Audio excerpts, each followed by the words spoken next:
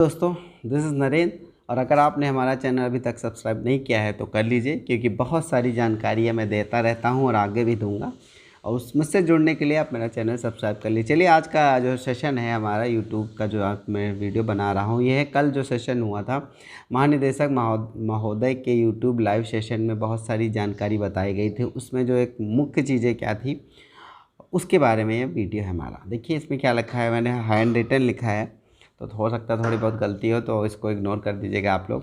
तो देखिए इसमें क्या है, चार कुछ तरह का चीज़ें बताई गई हैं। इसमें चार तरह की चीज़ों में एक है उपचारात्मक शिक्षण कब करना है, उपचारात्मक शिक्षण के साधन क्या हैं, और नंबर 3 है छात्रों को ग्रुप में कैसे बांटना है, और सवालों के जवाब जो हम लोग के दिमाग में उठते रहते हैं उनके सवालों के जवाब भी दे दिया गया है। चलिए हम बात कर लेते हैं आगे। ये देखिए एक रोड की तरह बनाया गया है। रोड की तरह बनाया गया है तो इसमें बिल्कुल साफ क्लियर कर दिया गया है कि मार्च में आपको बेसलाइन आकलन फिनिश कर लेना है। अब जहाँ तक मुझे लगता है बहुत लोगों ने बेसलाइन आकलन अभी समाप्त नहीं किया होगा, फिनिश नहीं किया होगा, तो कोई दिक्कत नहीं है, ज़्यादा समय नहीं लगता है, 2-3 दिन में यह किया जा सकता है। इससे संबंधित वीडियो काफ़ी मैं बना चुका हूँ। तो मार्च 2021 तक का हम लोग को बेसलाइन आकलन को फिनिश कर लेना है, और अप्रैल से जुलाई तक का हम लोग के उपचारात्मक शिक्षण कार्य होगा। ठीक है, इसके बाद हम लोग का जुलाई में होगा इंडलाइन आकलन। जुलाई के लास्ट में इंडलाइन आकलन होगा। उसके बाद अगस्त 2021 में सामान्य शिक्षण होगा। फिर मार्च 2022 तक का हम लोग का जो लक्ष्य है उसको कोशिश की जाएगी कि अचीव कर लिया जाए। तो ये हम लोग का है कि मार्च में आप आकलन फिनिश कर लीजिए। अप्रैल से जो नया सत्र शुरू होगा उसमें उपचारात्मक शिक्षण कराइए। फिर जुलाई में जो है आप इंडलाइन की परीक्षा होगी।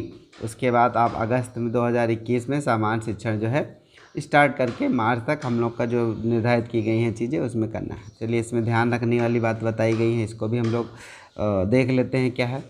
ध्यान रहे, बेस लाइन और इनलाइन आकलन केवल सही स्तर पर पढ़ाने के लिए, बच्चों का चिन्हित करने के लिए नहीं है। ठीक है, और कक्षा स्तर पर पढ़ाई तब तक शुरू ना की जाए जब तक अधिकतम बच्चे इनलाइन आकलन में उत्तीर्ण ना हो। यानी कि ये शिक्षकों के सूझबूझ पे छोड़ दिया गया है कि जब तक इनलाइन में मैक्सिमम बच्चे जो है उत्तीर्ण ना हो जाए तब तक जो है जो ना सामान्य वो शिक्षण कार्य ना किया जाए। ठीक है, आगे चलते हैं हम लोग।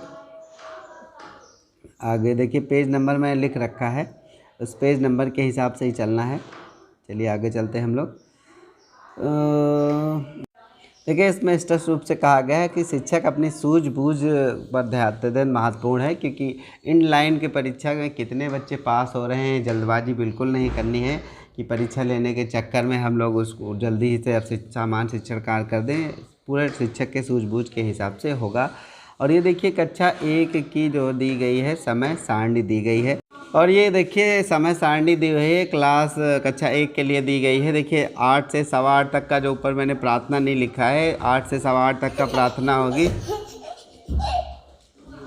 देखिए 8 से 8:15 तक का प्रार्थना है, जो मैं भूल गया हूँ लिखना, आप लोग समझ लीजिएगा। फिर 8:15 से लेकर 10:15 तक का ये हिंदी का पूरा चलने वाला है उपचारात्मक शिक्षण। उसके बाद 10:15 से 10:15, देखिए पूरा 40 मिनट का हर पीरियड की तैयारी करी गई है। 10:15 से 10:45 तक का लंच टाइम चलेगा। उसके बाद जो सेकेंड शिफ्ट होगा 10:45 से पूरा 12:45 तक का गणित का चलना है पूरा। हाँ देखिए पूरा है, सोमवार, मंगलवार, बुधवार, शुक्रवार और शनिवार तक का पूरा डिटेल दिया गया है। ये पर डे के हिसाब से है। फिर 12:45 से 1:45 तक सह पाठ्यक्रम, खेल कूद और ये चित्रकला, नाटक, ये इसके माध्यम, एक्टिविटी के माध्यम से चीज़ें जो है बच्चों को सिखाई जाएंगी। फिर 1:20 से 2 बजे तक का फिर अंग्रेजी चलेगी, फिर पुस्तकालय होगा, फिर अंग्रेजी और फिर पुस्तकालय। इस तरह से पूरा कक्षा 1 के लिए टाइम टेबल दिया गया है। इसमें मैंने एक चीज़ नहीं लिखा, ध्यान दीजिएगा कि 8 से 8:15 तक का हम लोग की प्रार्थना सभा होगी, ये सारी चीज़ें होंगी। ठीक है, तो ये कक्षा 1 के लिए टाइम टेबल है। आगे चलते हैं हम लोग। फिर देखिए हम लोगों को उपचारात्मक शिक्षण के लिए क्या क्या मदद ले सकते हैं कि आधारशिला किराया संदर्शिका का यूज़ करना है। भाषा और गणित के लिए भेजी गई प्रिंट समृद्ध देखिए समृद्ध मैंने लिख दिया है, आप इसको मैनेज कर लीजिएगा। सामग्री का यूज़ कर रहा है। गणित किट में समृद्ध कार्यक्रम भाषा की 5 किताबें होंगी और समृद्ध कार्यक्रम के गणित की 3 किताबें होंगी। ठीक है, अब आगे देखिए किस क्लास में कितना यूज़ करना है इसको भी मैं बता दे रहा हूँ आपको, और कोशिश कर रहा हूँ अच्छे से समझा दूँ आपको। ठीक है, चलिए आप देखिए भाषा के लिए है कक्षा 2, कक्षा 3, कक्षा 4 है, इधर है शिक्षक संदर्शिका के बारे में है। कक्षा 1 का कुछ करना नहीं है, तो कक्षा 2 से शुरू होगा। समृद्ध संदर्शिका कक्षा 1 की यूज़ की जाएगी और कार्य पुस्तिका कर लो के लिए है, और इसमें बेस लाइन और एंड लाइन आकलन नहीं करना है। और कक्षा 3 के लिए देख लिए समृद्ध संदर्शिका, इसमें देखिए 2 और 3 दिया था किताब वहाँ पे, तो मैं 2 ही 3 है, इसको आप समझ लीजिएगा। अभ्यास पुस्तिका स्तर 1 का यूज़ करना है कक्षा 2 व 3 के लिए, और एंड लाइन और बेस लाइन आकलन दोनों होना है। समृद्ध 4 में समृद्ध संदर्शिका कक्षा 2 और 3 यूज़ करना है, और अभ्यास पुस्तिका स्तर 2 की यूज़ करना है कक्षा 2 और 3। कक्षा 5 के लिए देख लिए समृद्ध संदर्शिका कक्षा 4 और 5, और कार्य पुस्तिका यूज़ करना है कर लो के लिए 4, और इसमें देखिए बेस लाइन और एंड लाइन आकलन दोनों होना। अगला हम गणित के लिए बात कर लेते हैं। गणित में देख लीजिए कक्षा 2 के लिए समृद्ध संदर्शिका कक्षा 1 और 2 कार्य पुस्तिका गिनतारा 1 यूज़ करनी है। इसमें जो कि बेस लाइन आकलन नहीं करना है 2 का, यानी कि 1 और 2 का नहीं करना है, इनलाइन आकलन करना है। कक्षा 3 के लिए स्तर 2, ये देखिए समृद्ध संदर्शिका स्तर 2 यूज़ करनी है। कक्षा 1, 2 के लिए गिनतारा की किताब 2 यूज़ करनी है। बेस लाइन आकलन जो है आपको यूज़ करना है, इसमें भी कक्षा 3 का होगा बेस लाइन इनलाइन आकलन। और कक्षा 4 में समृद्ध संदर्शिका स्तर 2 यूज़ करनी है। कक्षा 3 और 4 कार्य पुस्तिका गिनतारा 3 यूज़ करनी है हमको, और इसमें भी बेस लाइन और इनलाइन आकलन होगा। कक्षा 5 में समृद्ध संदर्शिका स्तर 2 और कक्षा 3 और 4 का यूज़ करना है, और कार्य पुस्तिका गिनतारा 4, ठीक है, अभ्यास पुस्तिका यूज़ करनी है। इसमें भी बेस लाइन और इनलाइन आकलन हम लोग को करना है। देखिए इसमें ग्रुप के बारे में बताया गया है।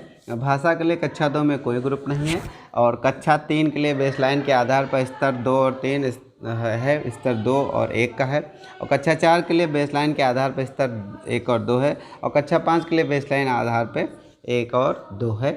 और ये देखिए यहाँ पे गणित के लिए मैं बता देता हूँ। कक्षा 2 के लिए कोई ग्रुप नहीं है, और कक्षा 3 के लिए भी कोई ग्रुप नहीं है। और देखिए कक्षा 4 के लिए बेस लाइन आधार पर स्तर 1 और 2 है, और कक्षा 5 के लिए बेस लाइन आधार पर स्तर 1, 2 है, और 3 भी है। ठीक है, चलिए आगे सवाल जवाबों के बारे में बात कर लेते हैं। सबसे ज़्यादा परेशान करने वाली बात है ये टीचर को। समृद्ध देखिए समृद्ध में 8 से 10 हफ्ते का शिक्षण योजना दी गई है, जिन्हें शिक्षक को बच्चों की गति के जुलाई तक पूरा करना है। ठीक है, गति के अनुसार इसमें देखिए समृद्ध जो हम लोग को दिया गया है, उसमें जो है 8 से 10 हफ्ते की शिक्षण योजना हम लोग को दी गई है, जिसको बच्चों को गति के अनुसार से कभी कभी होता है कि बच्चे जल्दी सीख लेते हैं, और कभी कभी होता है कि बच्चे देर से सीख लेते हैं, वो शिक्षक अपने अनुसार करेगा। देखिए आगे नेक्स्ट पॉइंट बहुत इंपॉर्टेंट है। यदि अधिक समय लगता है तो अवश्य लिया जाना है, जिसका फैसला शिक्षक द्वारा करना। देखिए एक ये बहुत इंपॉर्टेंट चीज़ है कि कभी कभी होता है कुछ बच्चे तो बहुत जल्दी सीख लेते हैं, और कुछ बच्चे बहुत धीमे सीख पाते हैं किसी कारणवश। तो हम लोग को उनको ध्यान में रखना है कि ये नहीं कि 4-5 बच्चे सीख लिए और 40 बच्चे वैसे रह गए, ऐसा नहीं करना है। हम लोग को अगर अधिक समय लग रहा है तो अधिक समय लगाना है, और इनलाइन परीक्षा में कोशिश करनी है कि ज़्यादा से ज़्यादा बच्चे जो हैं पास कर लें, फिर हम लोग को मेन परीक्षा शुरू करनी है। तीसरा देखिए पॉइंट है, 5 से कम शिक्षकों वाले विद्यालयों में सांकेतिक ग्रुपिंग के अनुसार शिक्षण बदलाव कर सकते हैं। ठीक है, अगर 5 से कम शिक्षक है तो वहाँ के लिए। और 5% उपस्थिति के दौरान बच्चों को गृह कार्य और ई पाठशाला के माध्यम से जोड़े रखने का अधिकतम प्रयास करने हैं, जिससे कि उपचारात्मक शिक्षण पूर्ण किया जा सके और सामान्य रूप से पढ़ाई जल्दी शुरू हो सके। देखिए उपचारात्मक शिक्षण, देखिए अभी क्या चल रहा था, 50% वाली उपस्थिति थी कि 50% हर क्लास के बच्चे आने थे अपने डे के हिसाब से।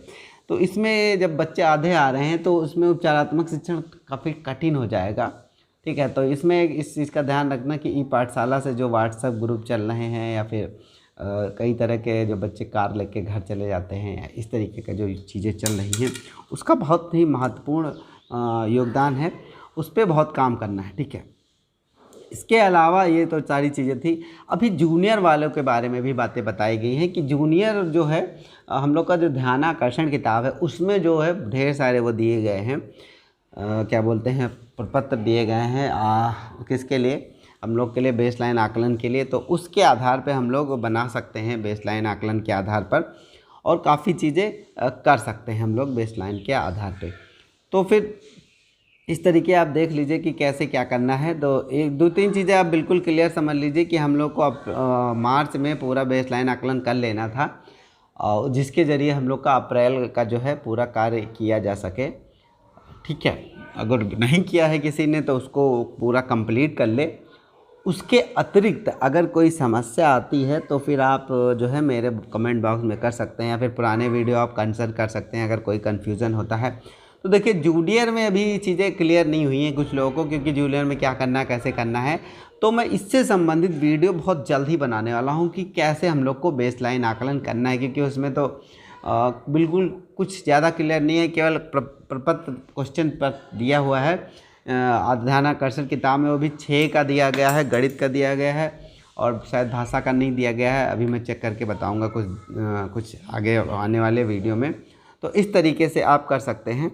तो दोस्तों फिर मिलूँगा एक ही बहुत मज़ेदार वीडियो के साथ। आशा करता हूँ कि आपको ये चीज़ें समझ में आई होंगी।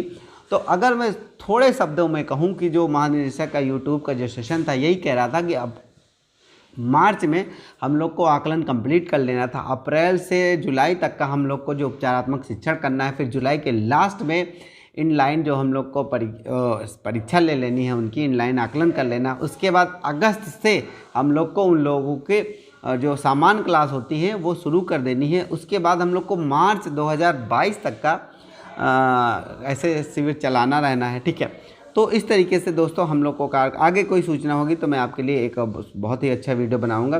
तब तक के लिए फिर मिलूँगा, धन्यवाद। तब तक के लिए मेरा वीडियो चैनल जो है सब्सक्राइब करिए, लाइक करिए, कमेंट करिए और शेयर करिए। तब तक के लिए धन्यवाद।